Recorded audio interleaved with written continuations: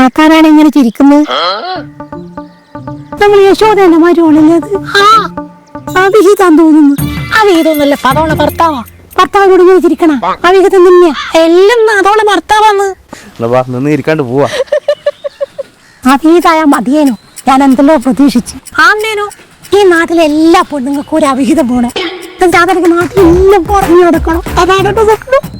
എന്റെ ഒരു വല്ലാത്ത സ്വപ്നം തന്നെ കേട്ടാ.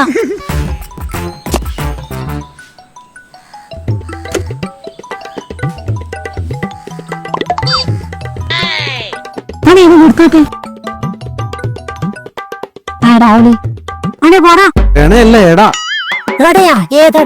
ഞാന് ശിവുവാ.